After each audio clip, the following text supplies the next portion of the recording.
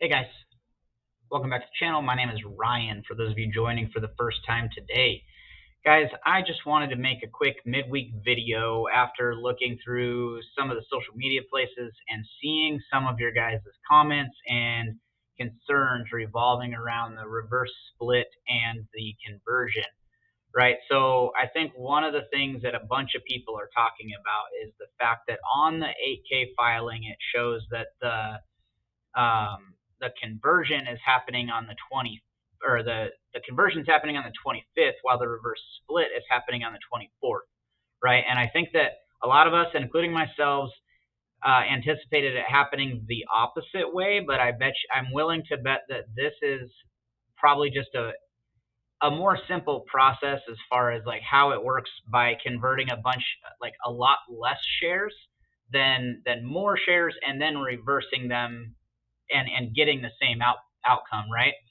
So I said it in another video, and I've said it to people on social media. I've said it to people out there that they're going to convert and then reverse split. And I was wrong, and I'll own that. Right? Like, we were all speculating at the time. We didn't know.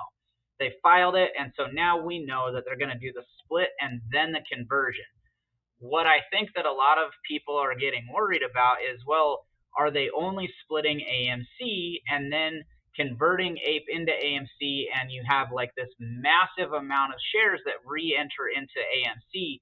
No, guys, they are reverse splitting APE and AMC, and then the next day converting them together so that it's still the same number, right? Like, it's not changing. If you have 500 in this hand and 500 in this hand, you divide them by 10. You divide them by 10.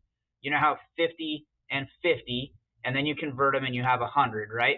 That's the same thing as having 500 in this hand and 500 in this hand, converting them together, and then you have 1,000 in both hands. 1,000, and you divide that by 10, and then you have 100, right? Like, you get to 100 both ways, and that's what's going to happen. All right, guys, we also need to have like a gut check moment here, I think, for some of us. I've seen a few people post on different things, and by a few, I mean more than, probably 10 at least, in just a short amount of time that I was looking through social media. And by short amount of time, I mean like literally like 5 minutes while I was getting ready for work. And I saw this come up a lot today. People were posting, well, if AMC can't get to $4, what makes you think it's going to get to 100,000 or 10,000 or whatever number people were putting on the internet, right? Well, guys, number one, right now AMC is just trading. It's not squeezing. So you're not going to see these massive increases in numbers until the squeeze starts. So just don't let these people that are trying to get in your head, the shills, the FUD spreaders, like all these people are just trying to say things to get in your head. I said this on Friday. I said on Friday that we should expect a lot of FUD to come out this weekend.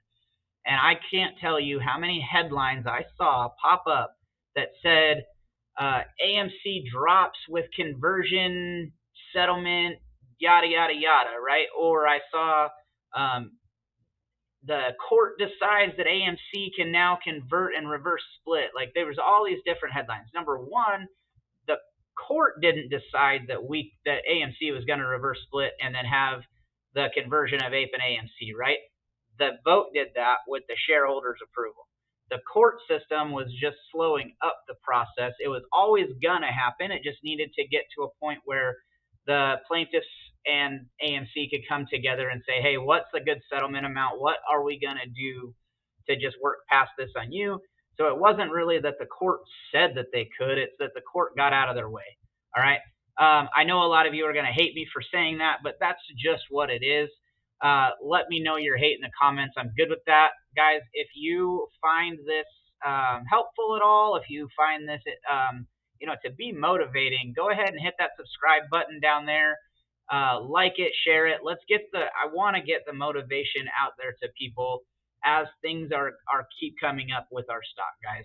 That's the main goal. Keep motivated, keep positive.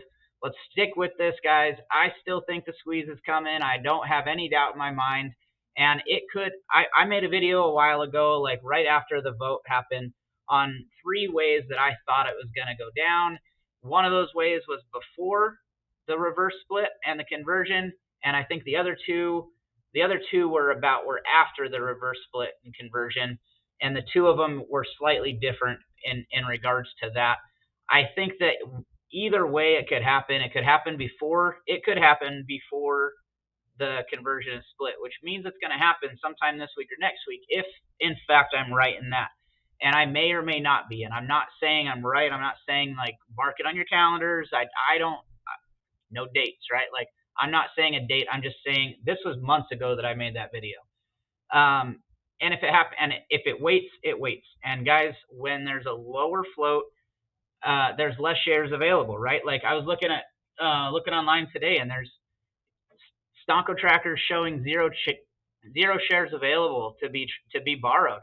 Guys, if the float gets cut down, it's going to be easier for us to continue to lock those numbers up and just to show what's going on as far as manipulation goes.